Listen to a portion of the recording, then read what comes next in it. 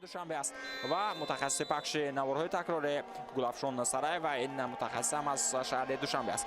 خب با صدای اشتراک رستم نورمتوف رقابت امروز از مرکز میدان شروع می شود و زود در داخل جریمه گاه قیده بازی رانده شود و این پنالتی است. دوستان عزیز و ارجمند، از مشاهده یک دفعه دیگر صحنه تکرار توجه میکنم. در حقیقت اینجا حاصلات 15 امتیاز دارد و اگر تا دست نیست چگونه که میبینیم 18 امتیاز به دست آورده است. اینجا بهترین فرصت بود برای بازیگران دسته برقچی. پس با خفا با جای رسانان از ضربه به سمت دروازه محکم بلندتر اینجا هوا بدهد که این کار هم کرد بازیگر شماره 2 دسته برقچی رامین دوبی. اگر سال دیگر فرصت ضربه و اینجا تیر دروازه میشم کوشش صلاح‌الدین ارگاشف امکانیت نوبتی ضربه به سمت دروازه و محمد رمی رحمت الله در اداره جوزف اکوماده سال به سمت جولیوس سانانی ضربه نوبتی به سمت دروازه این سال به سمت شورت المرادف ضربه با پای راست به کنار چپ دروازه و گل به نوبت گرفته نمی شود.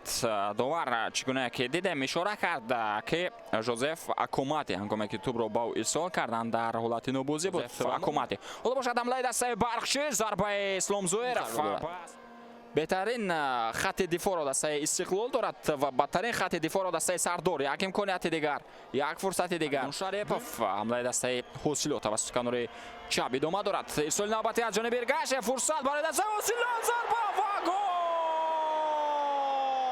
پاتریک رودولف در دقیقه 27 بازی ادامه داده شد. آنجا چند مهربان غفور زاده با اون بریزه برد اما نتوانست که توپ را بگیرد. هجوم را ادامه داد بازیگر دسته حاصلات جولیوس انانی با فخرالدین احتماف بود. توپ با صلاح‌الدین ارگاشف ارسال کرده شد. یک ارسال خوبی دیگر با سمت جریمه گاه با داخل آن فرصت نوبتی میتواند برای بازیگران دسته حاصلات باشد. بازی ویران نشده است. فخرالدین احتماف بود بازم مبارزه میبرد اما از صلاح‌الدین ارگاشف توپ را گرفته نتوانست. پس با داخل جریمه گاه یک امکانیت دیگر و این مراتب چندان حاصلات توسط کنار چپ. پس با داخل جریمه گاه پاتریک رودولف این مراتب موفق نمیشود که از این فرصت استفاده برد. برقچی میآیند بازیگران حاصلات ضربه جوزف اکوماده و این مراتب کمی بلندتر. پرتو با داخل جریمه گاه امکانیت برای پاتریک رودولف اما توپ با او آمده نرسید. با سمت فریدون شریپوف امکانیت نوبتی ضربه فرخون رحیم زاده با سمت دروازه و کمی بلندتر اینجا دادند. امکانیت نوبتی برای دسته حاصلات پس ارگاشف و داخل جریمه گاه ضربه با سمت دروازه و گل. جوزف اکوماده موقوف گذاشته شدن بنابر سبب که دسته های رگرت دست و استقلال برای سوپر جام بازی کردن. افساید است میگوید داور. بله حالت نوبازی به خیر گرفته شد و گل زده جوزف اکوماده به این نوبت گرفته نمی شود و بازیگران دسته حاصلات پیروز گردیدند. گفتم با گل زده سنده سونک در دقیقه 72 حاصلات یک دفعه برنجه یک بر صفر و یک دفعه دیگر برنجه 3 بر 0 پیروز گردید. صلاح‌الدین ارگاشف امکانیت نوبتی برای دسته حاصلات یک امکانیت دیگر میتواند به وجود بیاید اما اصلا که اکنون بازی به مقابل دسته حاصلات است. امکانیت برای رامین دوبین و ضربه را دلیر عزیزов برمیگرداند.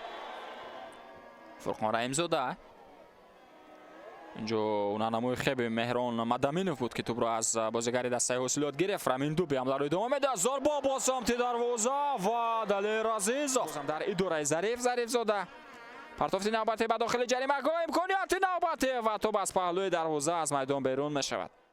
فرصت نوبتی برای دسته حاصلات پیدا می شود. امکانیت خوب است و در مبارزه با بازیگر دسته فریدون شریپوف فرصت میتواند برای دسته حاصلات به وجود بیاید. امکانیت نو برای برتری دادن امکانیت برای افزایش حساب اما بازی ادامه دارد. پس به سمت جریمه گاه با پاتریک رودولف یک امکانیت دیگر و گل. صحنه تکرار رو توجه میکنیم.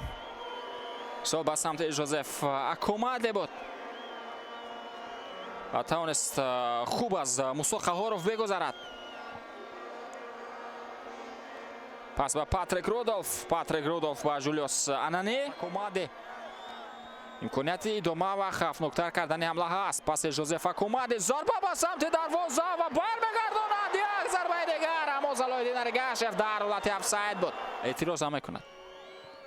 پارتوف تیمسر خیامیدینف با داخل جریمه گوی. امکانیت نوبتی برای دست بخشی، ضربه با سمت دروازه و تنها اینجا باید پای خود را میگذاشت و خلاص. بهادر نظرزاده تو به نزد جریمه گاه میآیند بازیگران دست بخشی، اما ضربه سخت مستحکمه که نزدیک به گل باشد. ما از جانب آنها نمیبینیم. یک ضربه دیگر دلیر عزیزوف، ضربه نوبتی و باز هم دلیر عزیزوف، یک ضربه دیگر و سه دفعه دروازه‌بان دسته حاصلات موفق میشود که استقلال بازی کرد، با حاصلات بازی کرد و با خوجام بازی میکند. خیلی رقابت مشکل برای شاگردان الفبک براموف.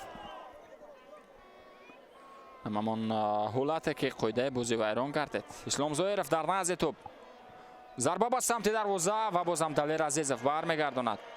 این گونه صحنه و این گونه مراجعت به ورها و مشورت با داوران و متخصصان که در حوزه ور هستند زیاد به مشاهده رسید. و این پنالتی از دوستان عزیز با دروازه دسته حاصلات پنالتی گذاشته می شود. در حقیقت اینجا داور هم اشاره میکند که رسش داشت با دست فریدون شریپوف و ضربه را اجرا میکند. ضربه غفارزاده و گل. حساب 2-1. دسته بخشی تا یک اندازه برای خود بعد برگشت که نزدیک 3 و 4 دقیقه دسته ها با هم بازی خود را ادامه دهند. ادامه رقابت بازی فریدون شریپوف با بهادر نظرزاده بازی ادامه دارد. توپ در داره بازیکنان دسته بخشی. داور رفت رقابت را منع میکند. کارت سرخ و شهرت المرادوف برایش. اینجا مبارزه بود میان مستقیم داد. اما این نوبته با اشتراک بازیگران دسته بخشی. پرتو به داخل جریمه گل. دلیر عزیزوف امکانیت برای دسته بخشی، ضربه و گل نمیشود. دوستان عزیز و ارجمند و باز هم بازیگران دسته بخشی پنالتی طلب کرده ایستادند. ارسال از جانب موسی قهارف بود به داخل جریمه گل. دلیر عزیزوف نتوانست و اینجا با دست پاتریک رودولف اشاره می شود که توپ رسید.